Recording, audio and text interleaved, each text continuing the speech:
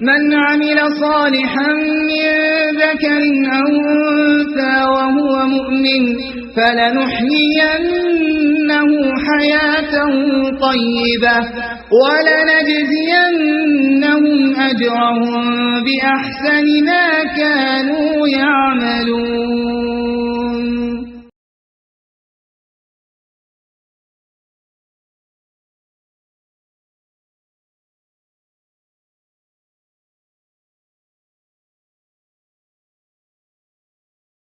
إن الحمد لله نحمده ونستعينه ونستغفره ونعوذ بالله من شرور أنفسنا ومن سيئات أعمالنا من يهده الله فلا مضل له ومن يضلل فلا هادي له وأشهد أن لا إله إلا الله وحده لا شريك له وأشهد أن محمدا عبده ورسوله.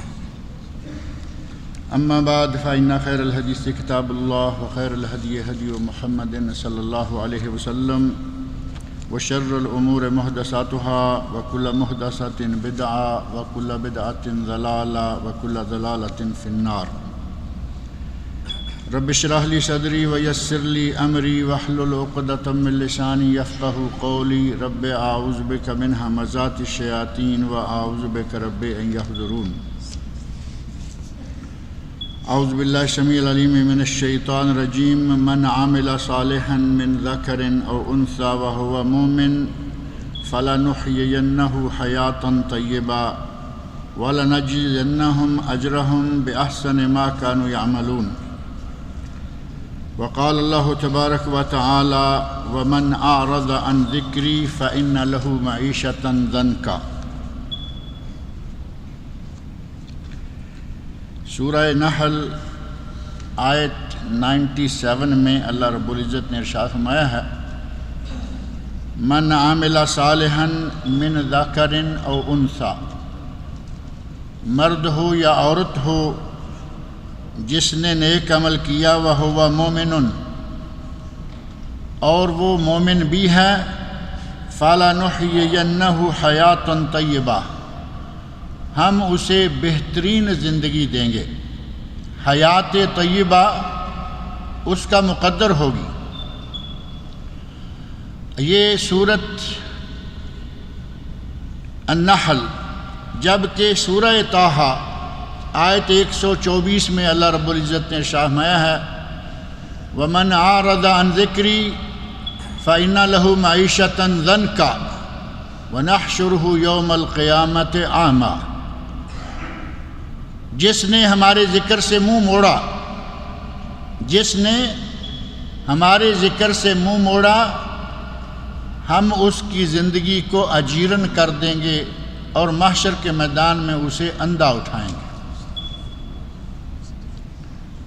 دو مقامات اور دونوں جگہ پر ایک دوسرے کے الٹ جو بات ہے وہ اللہ رب العزت نے بیان فرما دی ہے.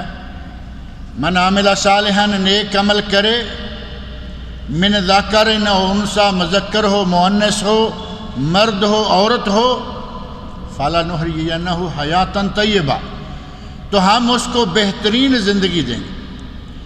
گویا کہ سعادت مند زندگی اور خوشگوار زندگی گزارنے کے لیے پہلی بنیادی شرط یہ ہے کہ آدمی ایمان والا ہو اور اس کا عمل صالح ہو.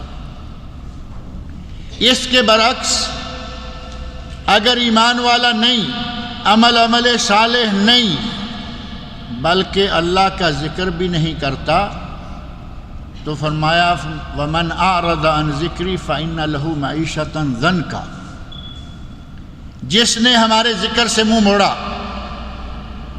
ہم اس کی زندگی کو اجیرن کر دیں گے، اس کی اس دنیا کی زندگی کو ہی اس کے لیے جہنم بنا دیں گے. وَنَحْشُرُهُ يَوْمَ الْقِيَامَةِ أَعْمَىٰ، قیامت کے دن اسے اندھا اٹھائیں گے. بندہ کہے گا یا اللہ میں تو دنیا میں بینا تھا، مجھے نابینا کیوں اٹھایا گیا ہے؟ تو اللہ رب العزت کی طرف سے جواب ملے گا تیرے پاس ہماری آیات آئیں، تو اندھا بنا رہا، تو نے انہیں بلا دیا، آج تجھے بھی بلا دیا جائے گا. آج کی ہماری زندگی جس دور سے ہم گزر رہے ہیں، آپ سبھی دیکھتے ہیں کہ پریشانیاں، بیماریاں، مصیبتیں، طرح طرح کے عذاب، مختلف قسم کی مشکلات ہمارے سامنے ہیں۔ ان سب مشکلات پہ غور کر کے ان کا جائزہ لیں۔ اگر غور سے دیکھیں تو ہمیں ان دونوں آیتوں میں ان تمام مشکلات کا حل اور اس کے اسباب نظر آ جاتے ہیں۔ اللہ رب العزت اپنے بندوں پر بڑا ہی مہربان ہے۔ کوئی ماں اپنے بچے پر اتنی مہربان نہیں ہو سکتی جتنا اللہ اپنے بندے پر مہربان ہے۔ پھر کیا وجہ ہے کہ یہ پریشانیاں ملک ملک میں، قوم قوم، قبیلہ قبیلہ، مختلف قسم کی پریشانیاں پھیلی ہوئی ہیں؟ ان پریشانیوں کے اسباب ہم نے خود پیدا کیے۔ اللہ رب العزت نے قرآن کریم میں فرمایا ہے ظاہر الفساد فی البر والبحر، ظاہر الفساد فی البر والبحر بما کسبت ایدی الناس۔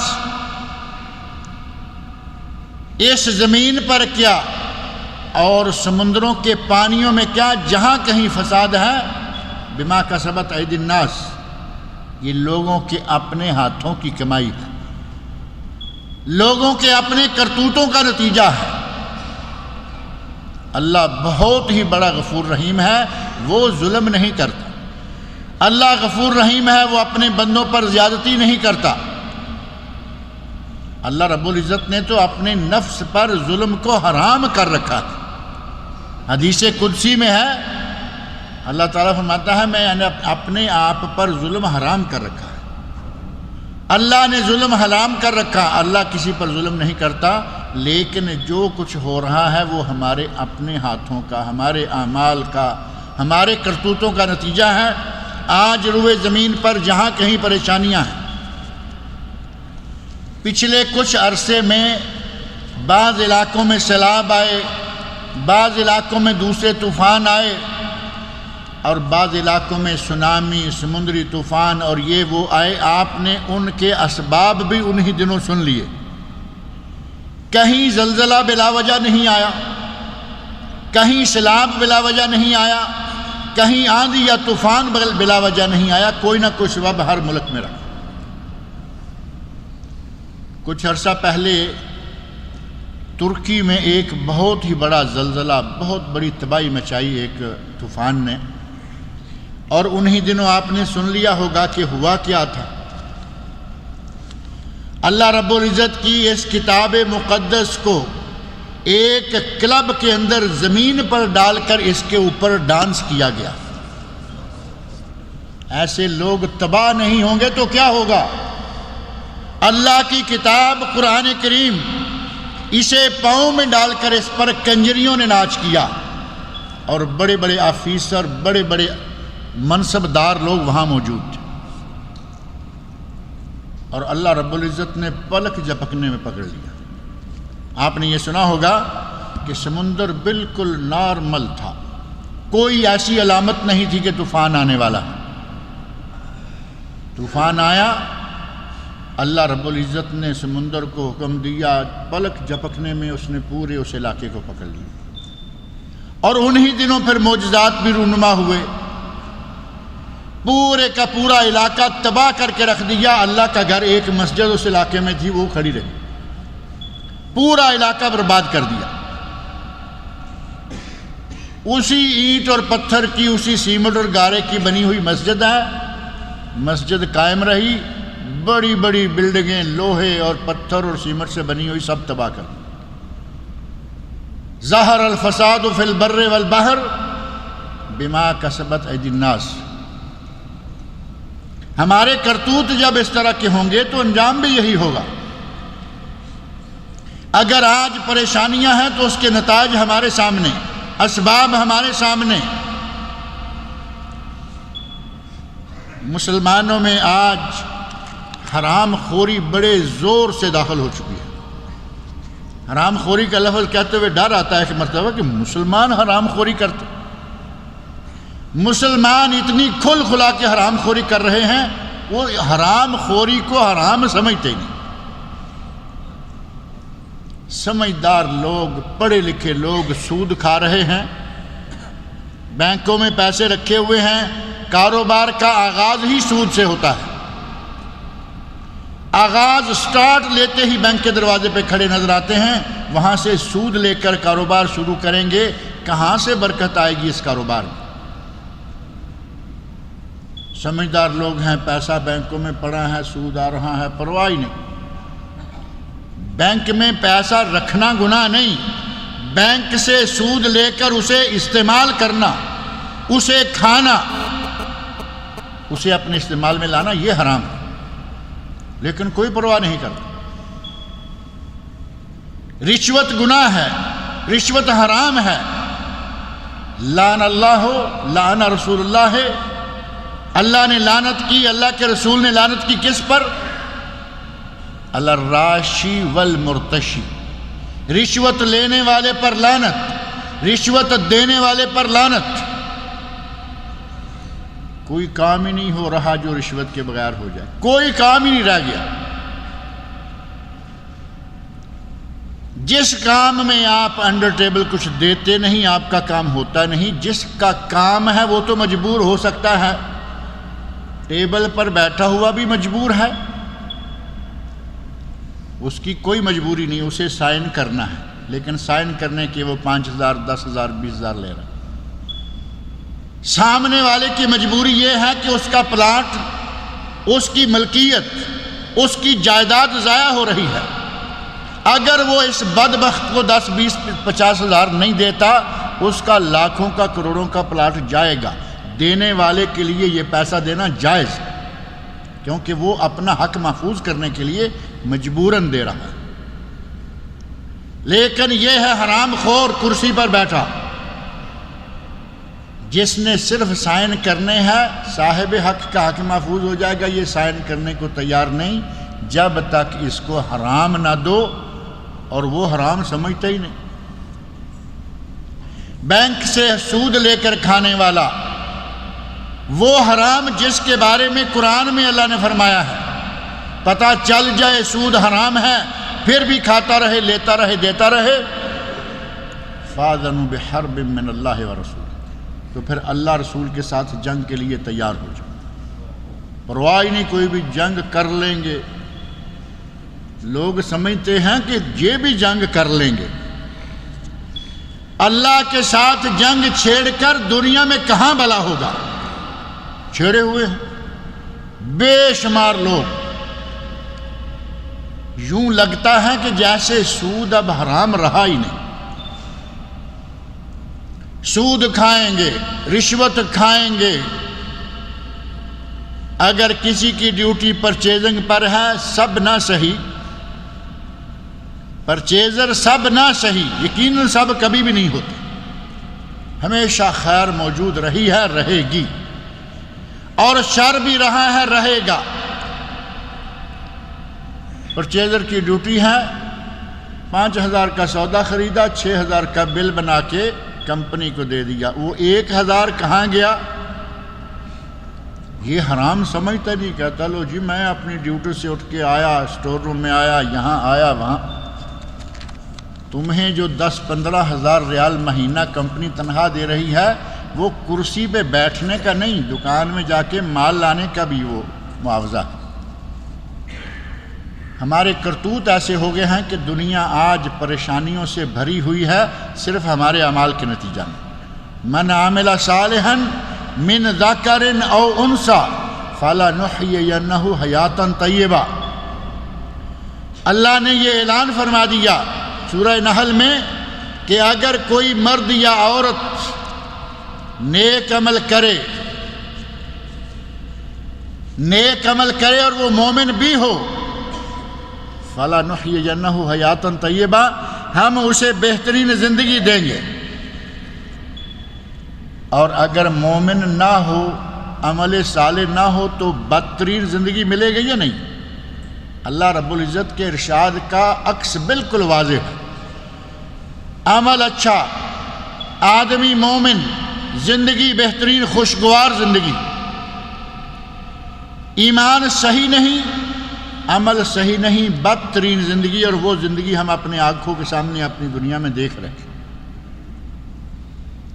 ہر طرف پریشانیاں پھیلی ہوئی ہیں، نتیجہ یہی، اور اللہ رب العزت نے فرمایا وَمَنْ أَعْرَضَ عَنْ ذِكْرِي، جس نے میرے ذکر سے اعراض کیا، میرے ذکر کو ترک کیا، میرے ذکر سے روگردانی کی، فَإِنَّ لَهُ مَعِيشَةً ضَنْقًا، اس کی معیشت تباہ کر دیں گے۔ معیشت تباہ ہوگی تو پیچھے کیا بچا؟ فَإِنَّ لَهُ مَعِيشَةً، اس کی زندگی اجیرن کر دیں گے۔ اور جب اللہ رب العزت جو اس پوری کائنات کا مالک ہے، پوری کائنات کو چلانے والا ہے، اگر وہ کسی کو کہہ دے کہ میں تیری زندگی کو جیرن کر دوں گا، اسے کائنات کی کوئی چیز خوشگوار زندگی دینے پر قادر نہیں۔ جسے اللہ تباہ کر دے اسے کوئی بچا سکتا ہے؟ کہتے ہیں جسے اللہ رکھے اسے کون چکھے، اور جسے اللہ پکڑ لے اسے کوئی چھڑا سکتا ہے؟ اس خبیث آدمی کا کچھ ہے ایسا کھاتا، وہ شاعر جو کہتا ہے اللہ کا پکڑا، یاد آیا نہیں؟ کہتے ہیں اللہ کا پکڑا چھڑائے محمد، جبکہ اللہ کا پکڑا کوئی نہیں چھڑا سکتا۔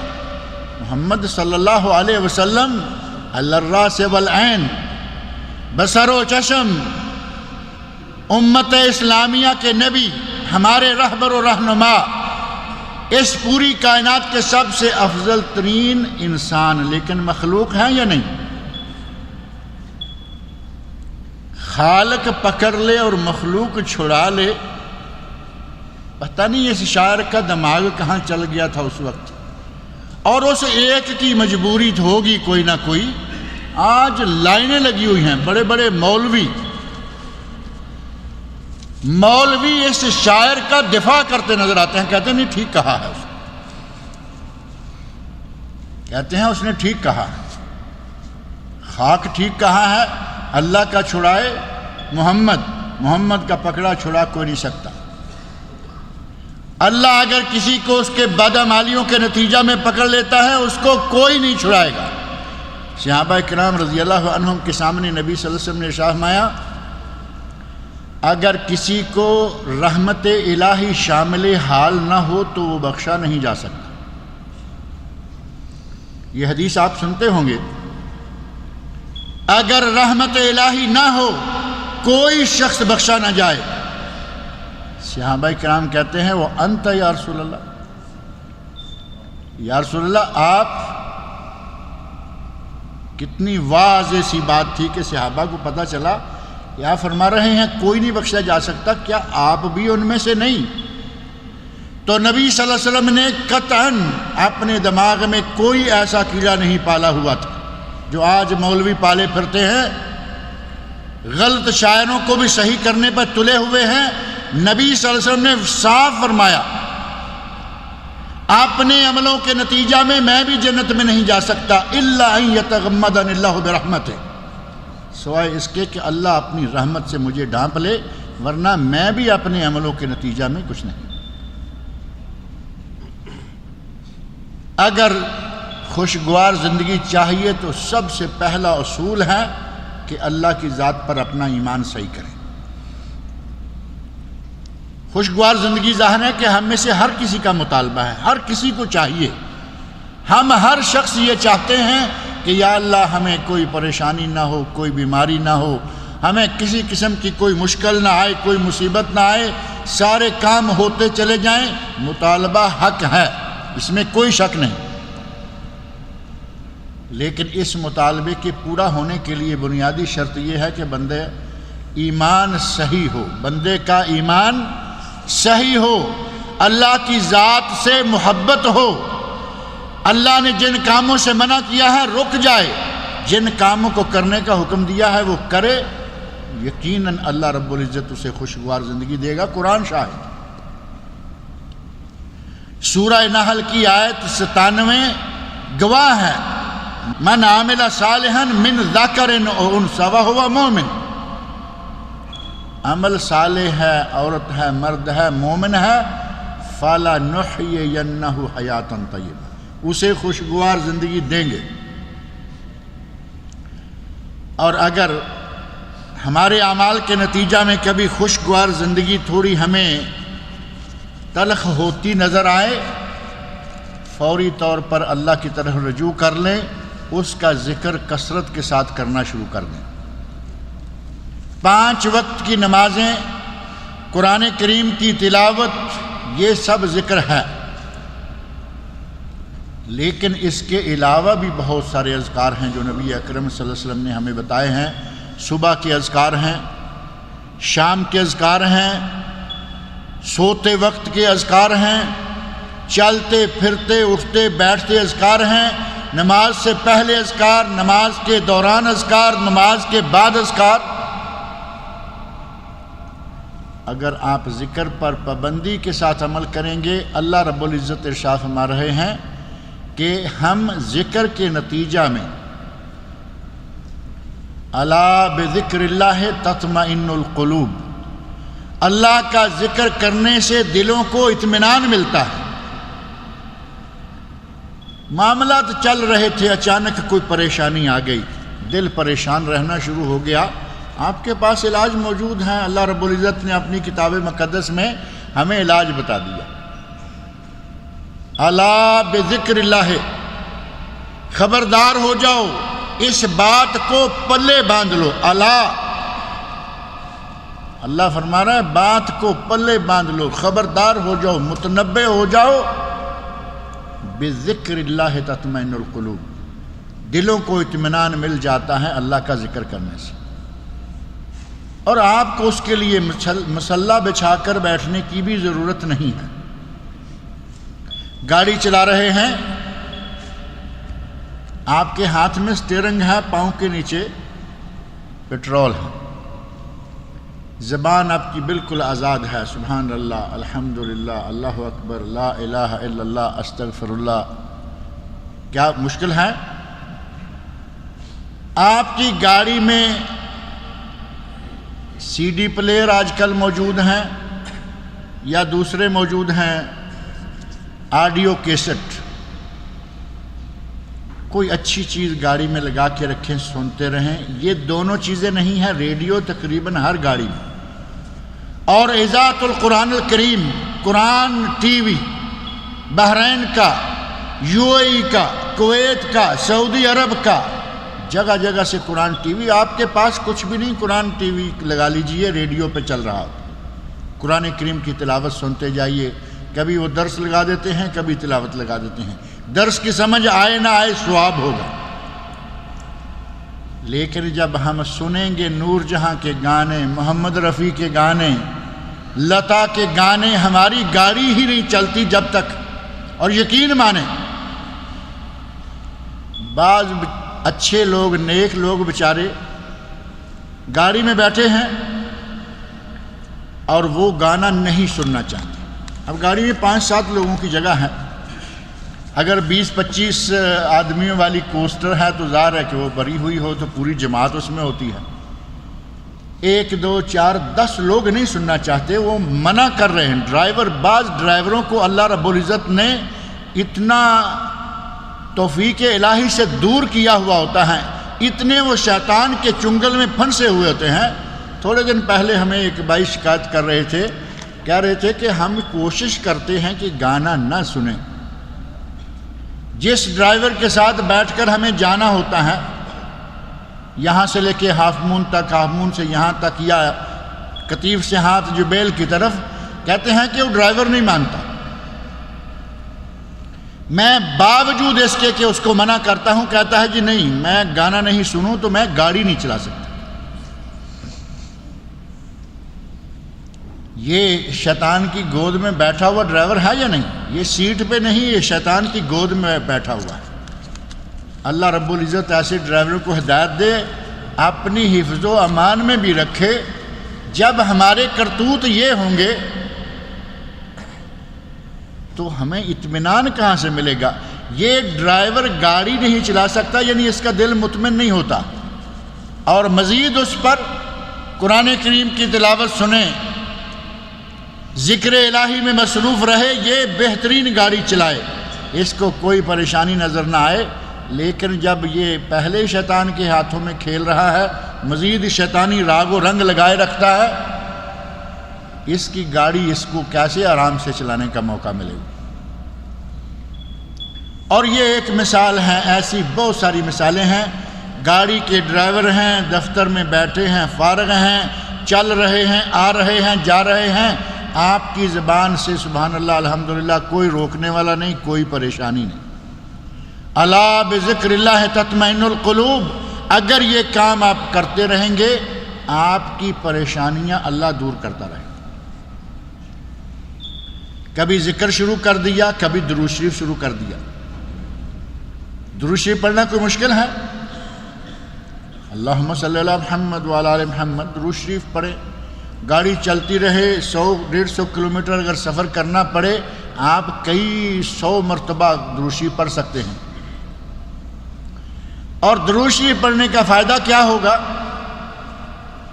ہم جو کہتے ہیں کہ یہ پریشانیاں، مشکلات، معاملات رکے ہوئے ہیں، یہ نہیں ہو رہا، وہ نہیں ہو رہا، نبی اکرم صلی اللہ علیہ وسلم نے اپنے ایک صحابی سے کہا، صحابی کہتا ہے کہ یا رسول اللہ میں دعا مانگتا ہوں تو دعا میں آپ پر درود بھی پڑھتا ہوں،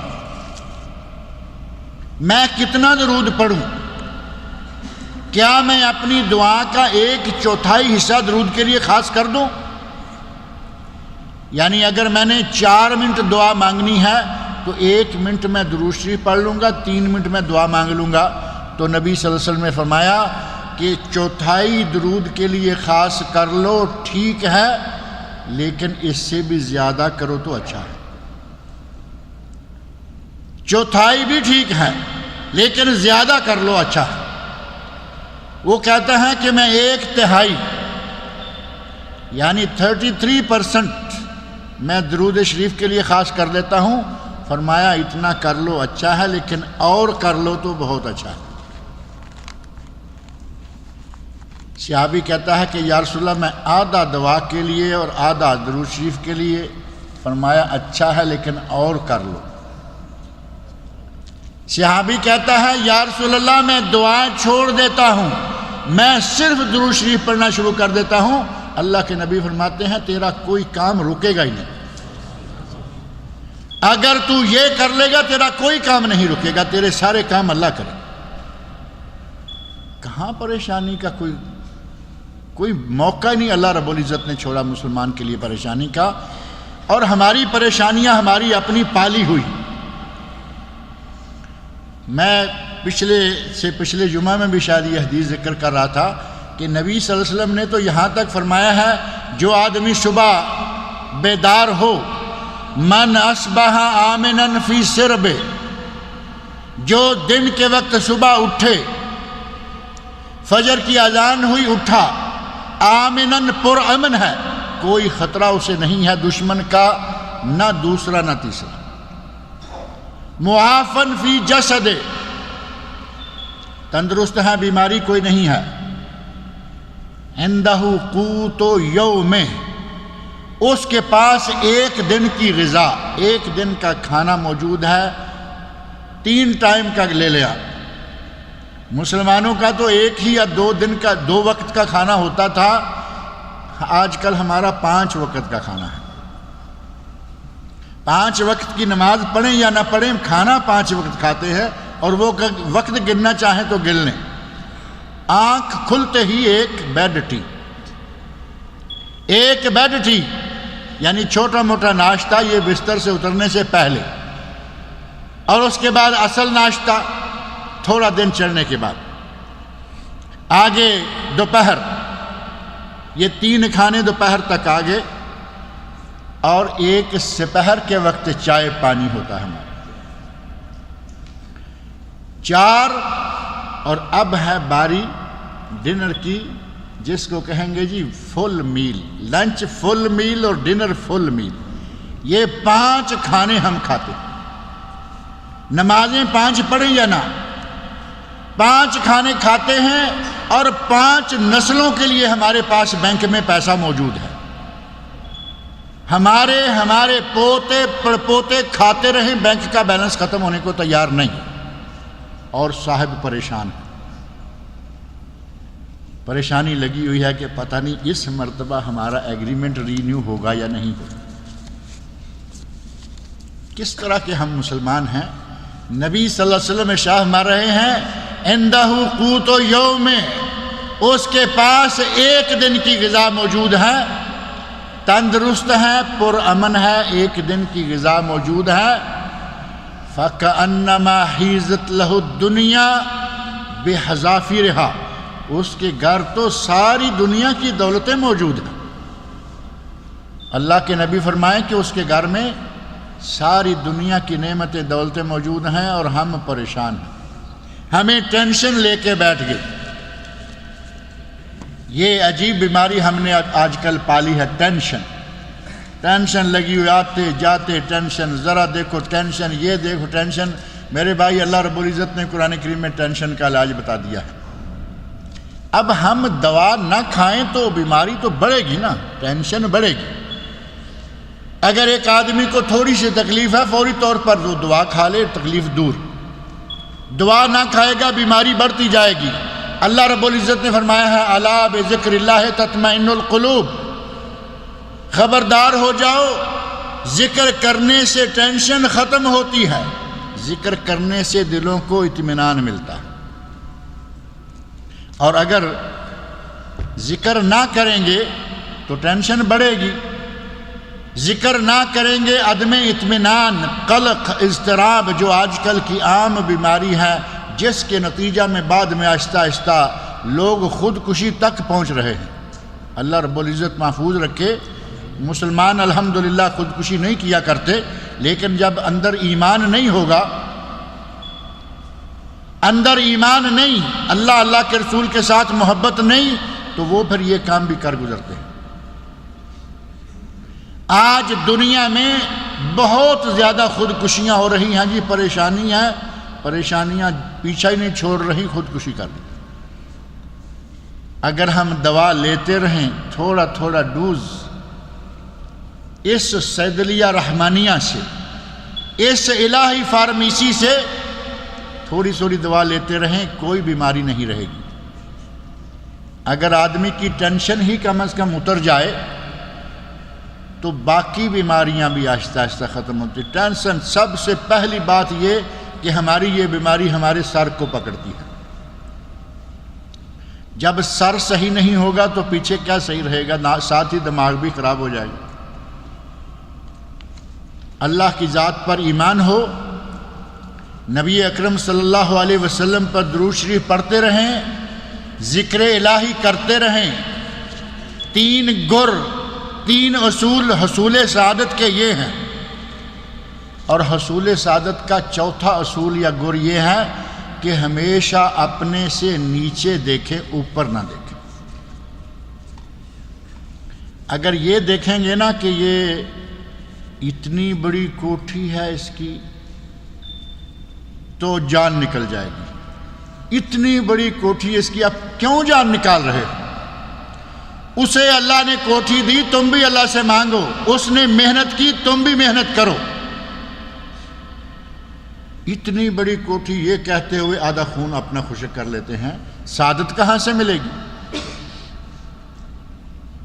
ہمیشہ نیچے دیکھو. آپ کا 5-6 کمرے کا گھر ہے، 5-6 کمرے کا فلیٹ ہے، اللہ کا شکر ادا کریں. کتنی دنیا ہے ان کا اپنا کوئی ذاتی مکان ہی نہیں. بہت ساری دنیا یہ بھی نہیں کہ ان کے کوٹھیاں، کچھ ایسے لوگ بھی ہیں اپنا ذاتی مکان کوئی نہیں لیکن رہتے کوٹھی میں ہیں. ساری عمر بہترین کوٹھی کرائے پہ رکھتے ہیں.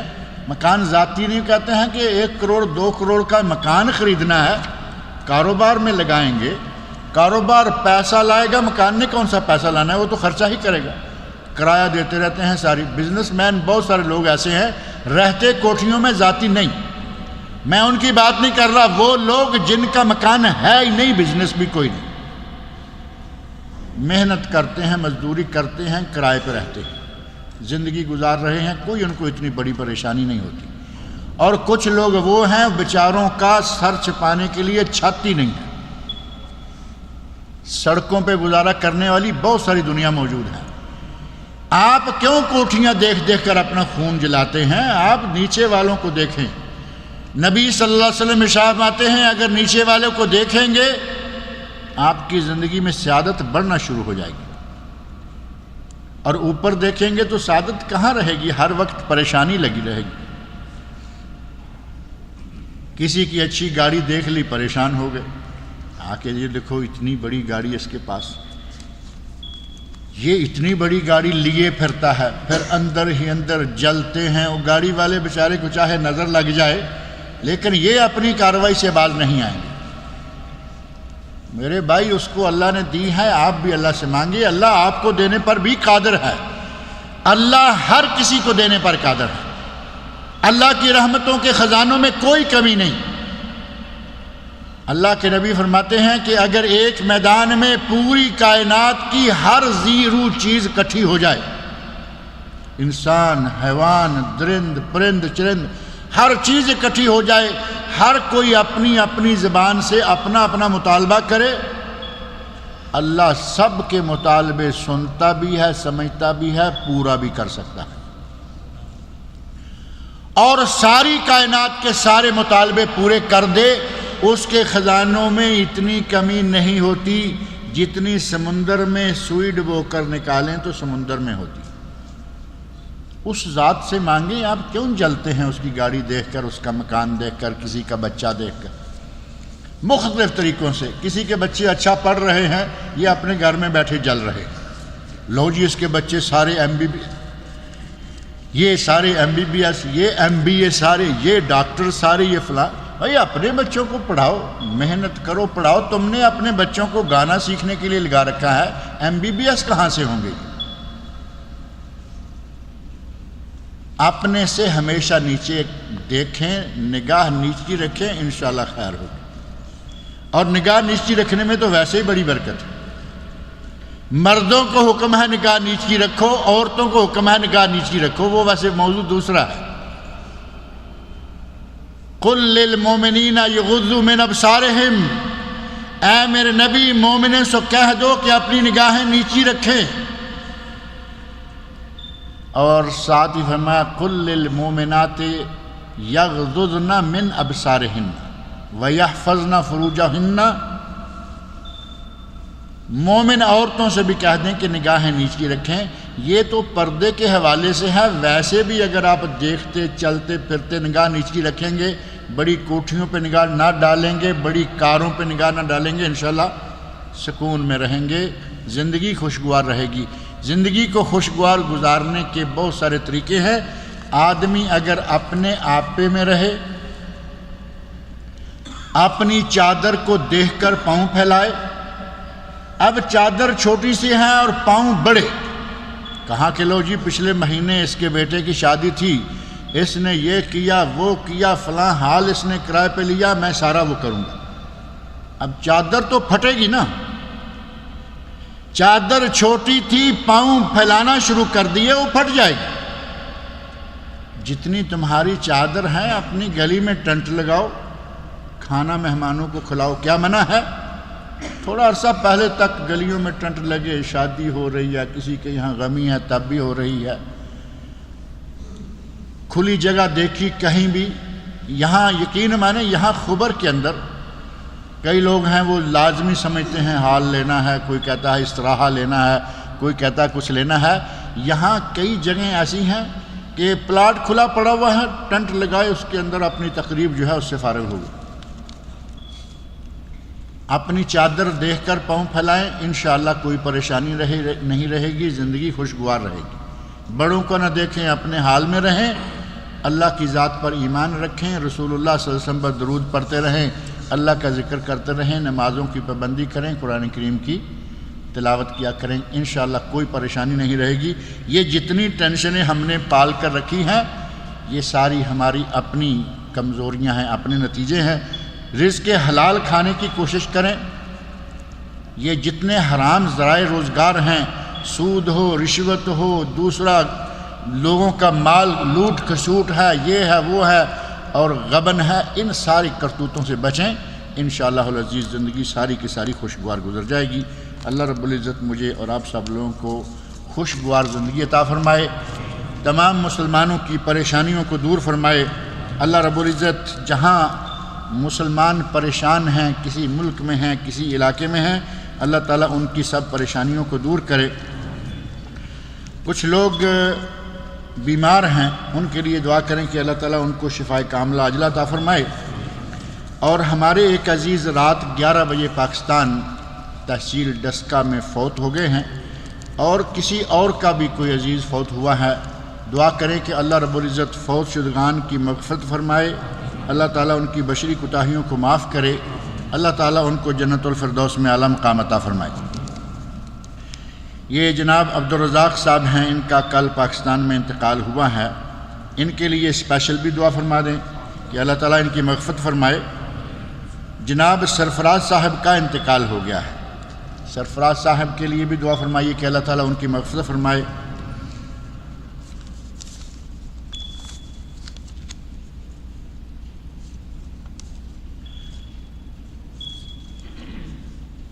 ہمارا ایک ساتھی پاکستان میں گردے کی تبدیلی کے لیے گیا ہوا ہے، آج اس کا آپریشن ہے، دعا کریں کہ اللہ رب العزت اسے شفائے کاملہ عاجلہ عطا فرمائے۔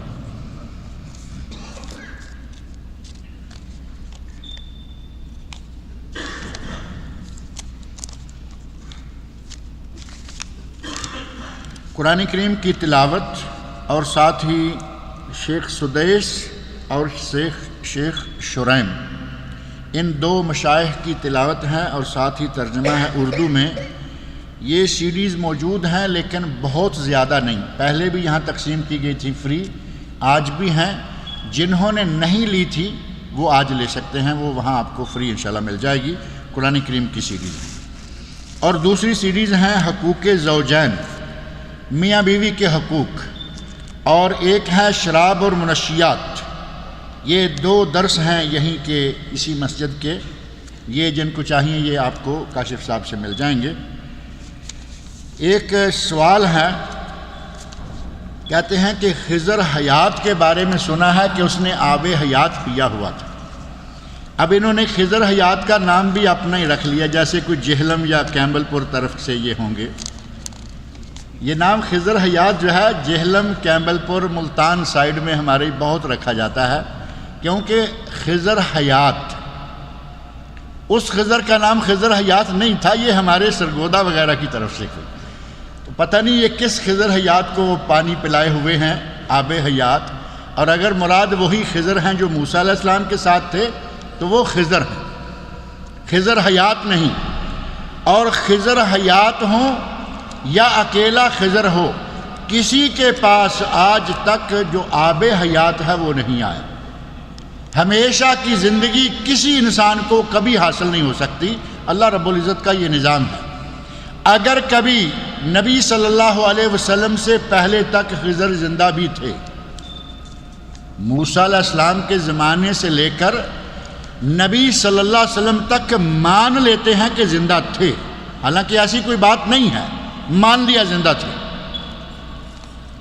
نبی صلی اللہ علیہ وسلم نے ایک مرتبہ فرمایا تھا کہ آج جو روئے زمین پر ہے، آج سے 100 سال کے بعد وہ روئے زمین پر نہیں رہے گا۔ یہ نبی صلی اللہ علیہ وسلم کی حدیث ہے، نبی صلی اللہ علیہ وسلم کا ارشاد ہے۔ کیا سمجھتے ہیں کہ نبی صلی اللہ علیہ وسلم کی یہ حدیث، آپ کی زبان مبارک سے یہ کلمات نکل جانے کے بعد حضرت خضر علیہ السلام 101 سال زندہ رہ سکتے ہیں؟ اگر انہوں نے آب حیات پورا چشمہ بھی پی لیا ہو، نبی صلی اللہ علیہ وسلم نے فرما دیا ہے 100 سال بعد زندہ نہیں رہے گا کوئی، خضر حیات بھی زندہ نہیں رہ سکتے۔ یہ ہمارے ملاؤں کو بیماری ہے، چلتے پھرتے کہیں گے کہ مجھے خضر حیات ملے تھے، ایک پوٹلی کندھے پہ رکھے ہوئے تھے، مجھے روکا اور کہا کہ بیٹا آؤ میں آپ کو کچھ بتاتا ہوں۔ جتنی خرافات، جتنی بدعات، جتنی بدکاریاں انہوں نے چالو کرنی ہوتی ہیں، حضرت خضر علیہ السلام کا نام لے لیتے ہیں، کہتے ہیں کہ وہ ہمیں بتا کے گئے۔ خضر علیہ السلام نبی صلی اللہ علیہ وسلم کی وفات کے بعد 100 سال کے بعد زندہ رہ نہیں سکتے، کیونکہ الصادق المصدوق حضرت محمد مصطفیٰ صلی اللہ علیہ وسلم کہہ گئے ہیں کہ آج سے 100 سال کے بعد آج والا کوئی انسان زندہ نہیں رہے۔ مان لیا کہ پہلے تک زندہ تھے، اب زندہ نہیں رہ سکتے، اب زندہ نہیں ہیں۔ یہ مولوی، یہ ملا، یہ جتنے بھی اس طرح کی کہانیاں بیان کرتے ہیں سب جھوٹے ہیں، رسول اللہ صلی اللہ علیہ وسلم سچے ہیں۔ کیا خیال ہے؟ رسول اللہ صلی اللہ علیہ وسلم سچے ہیں، یہ جو اس طرح کی باتیں کرتا ہے جھوٹا ہے، ملا ہو، مولوی ہو، عالم ہو، چاہے کوئی بھی کیوں نہ ہو۔ سجدہ میں پاؤں کی ایڑیاں آپس میں ملانی چاہیے یا نہیں؟ ام المومنین حضرت عائشہ صدیقہ رضی اللہ عنہا بیان فرماتی ہیں کہ میں نے نبی صلی اللہ علیہ وسلم کو اپنے بستر سے گم پایا، اٹھی دیکھا کہاں ہے، تو ٹٹولتے ہوئے میرے ہاتھ نبی صلی اللہ علیہ وسلم کی ایڑیوں پر پڑے، پاؤں کھڑے تھے، ایڑیاں ملی ہوئی تھی، اور آپ سجدہ میں تھے، دعا مانگ رہے تھے۔ یہ حدیث صحیح ہے، لہٰذا سجدہ کے دوران اگر پاؤں دونوں ایسے کٹھے کھڑے ہیں اور اوپر سے ایڑیاں ملی ہوئی ہوں تو یہ صحیح حدیث میں ثابت ہے، اور اگر پاس پاس ہیں، کھڑے ہیں تو بھی کوئی حرج نہیں، لیکن کھڑے ایسے ہوں کہ یہ انگلیاں پاؤں کی قبلہ کی طرف۔ کئی لوگ ایسے انگلیاں پیچھے کو کر لیتے ہیں، اب میرے تو ہاتھ ہے، میں ہاتھوں سے یہاں بتا سکتا ہوں، یہ انگلیاں پیچھے قبلہ کی بجائے مشرق کی طرف، جبکہ قبلہ کی طرف کب ہوں گی؟ جب جس طرف منہ ہے اسی طرف انگلیاں بھی ہوں گی۔ پاؤں کھڑا ہونا چاہیے، اور اگر اوپر سے ایڑیاں ملی ہوئی ہیں تو صحیح حدیث میں اس کا ذکر موجود ہے۔ کیا عمرہ میں طواف وداع ہوتا ہے؟ اگر کوئی زیادہ دیر وہاں رکتا ہے اسے احتیاطاً طواف وداع کر لینا چاہیے، ورنہ اصلاً طواف وداع حاجی کے لیے ہے۔ حج کے ساتھ طواف وداع واجب ہے، اگر کوئی نہ کرے تو اس پر دم ہے، کیونکہ واجب چھوٹنے پر دم ہے، اس کو دم دینا ہوگا۔ دماغ اکثر سویا رہتا ہے، کسی کام پر 1 منٹ سے زیادہ توجہ نہیں دے سکتا، اگر توجہ دیتا ہوں تو ایسے لگتا ہے جیسے کوئی کھینچ کر دماغ کو کسی اور طرف لے جاتا ہے۔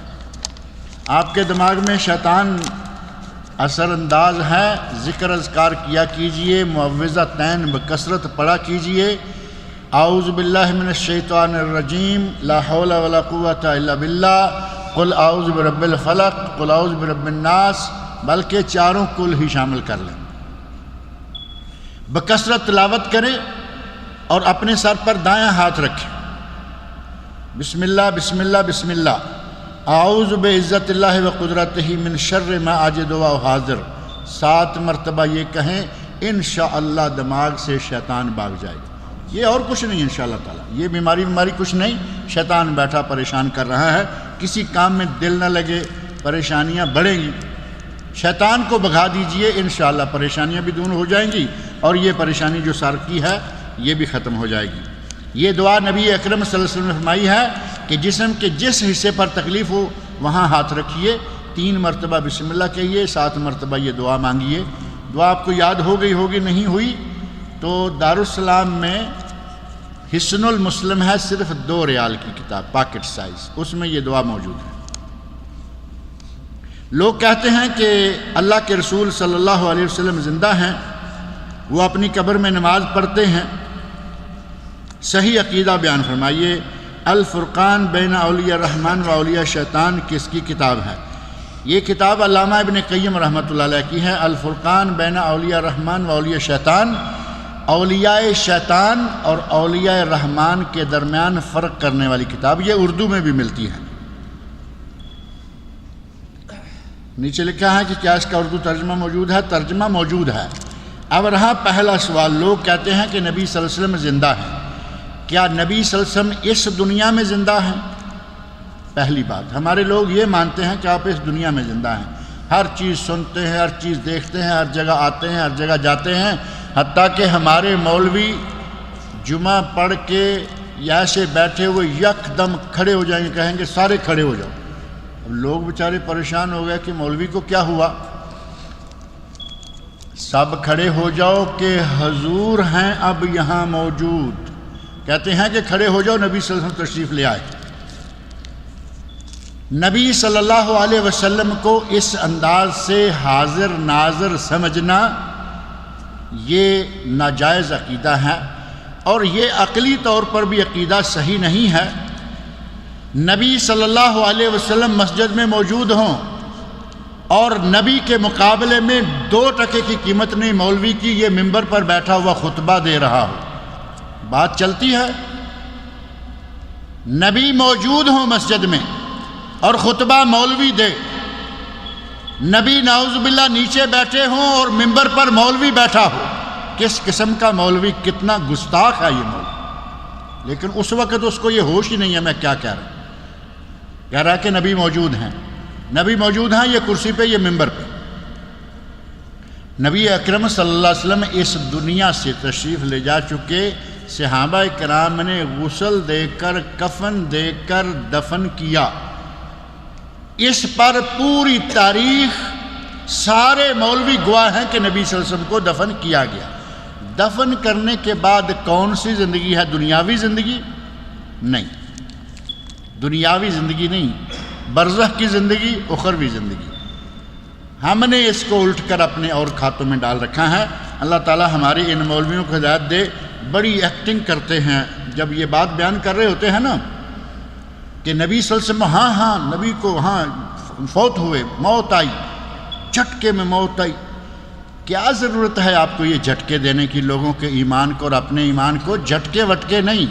نبی صلی اللہ علیہ وسلم کو موت آئی، نبی صلی اللہ علیہ وسلم فوت ہوئے. انکا میتن، قرآن کریم، انکا میتن و انہم میتون، اے میرے نبی تو بھی میت اور دوسرے بھی میت.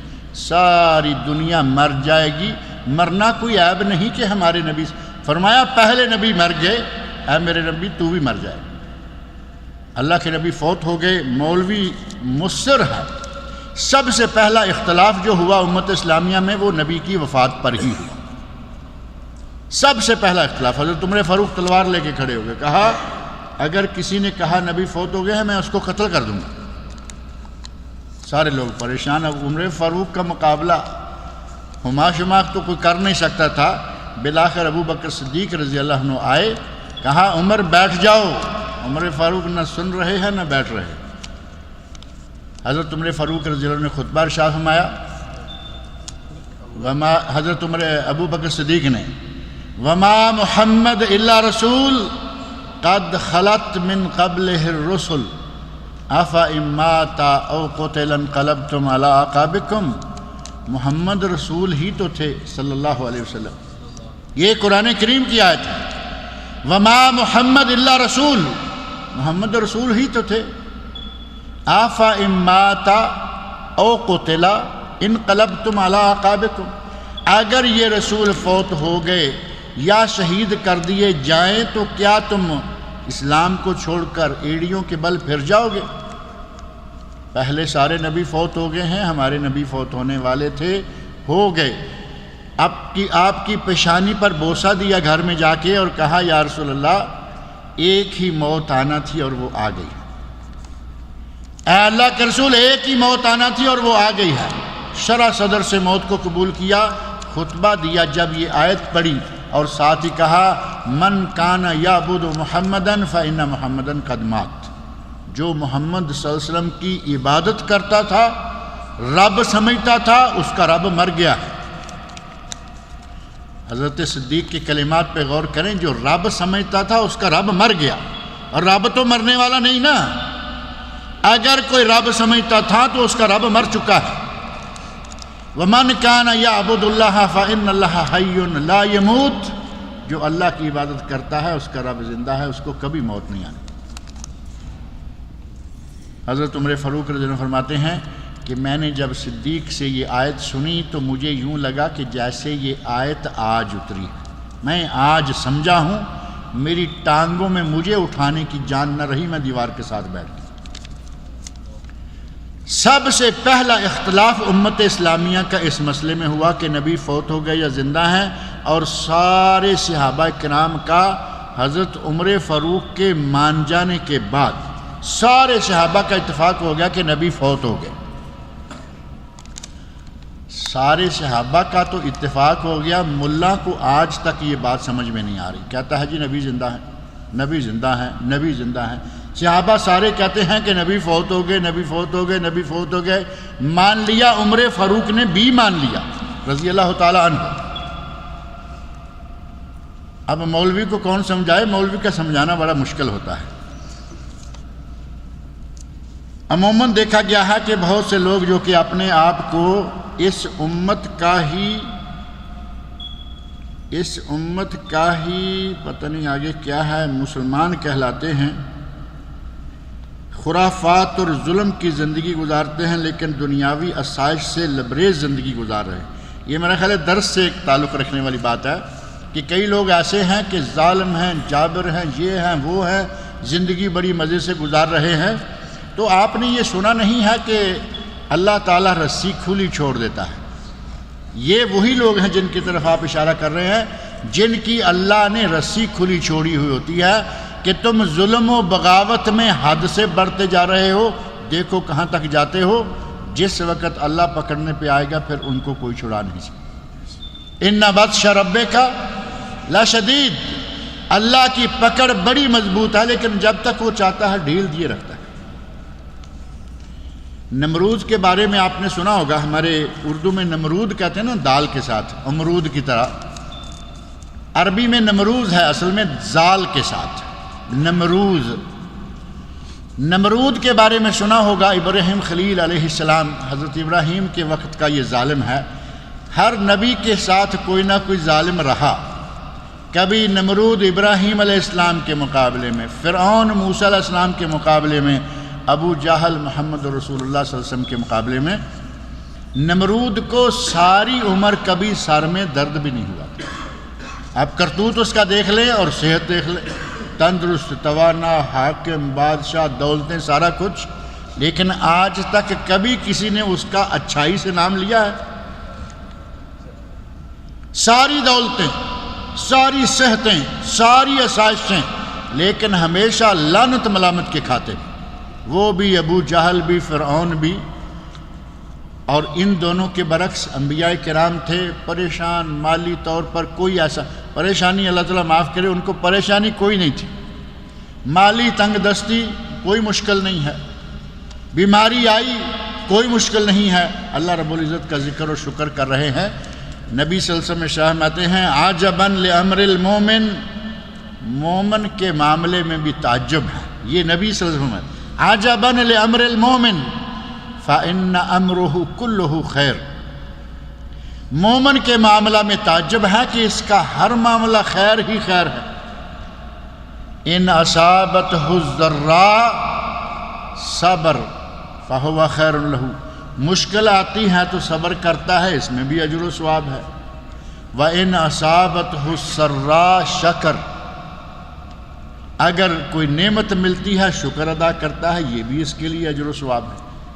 فرمایا یہ صرف مومن کے لیے ہے. کافر یا ظالم یا گناہگار مجرم، اللہ اس کو دولتیں دے کے بھی آزماتا ہے، حکومتیں دے کے بھی آزماتا ہے، اقتدار دے کے آزماتا ہے. آپ کے سامنے بہت سارے اہل اقتدار ایسے ہیں، مزے سے جی رہے ہیں، مزے کر رہے ہیں، لیکن یہ سارے بظاہر اور تھوڑے سے عرصہ کے لیے مزے. جب اللہ کی پکڑ آ گئی پھر انہیں کوئی چھڑانے والا نہیں ہوگا.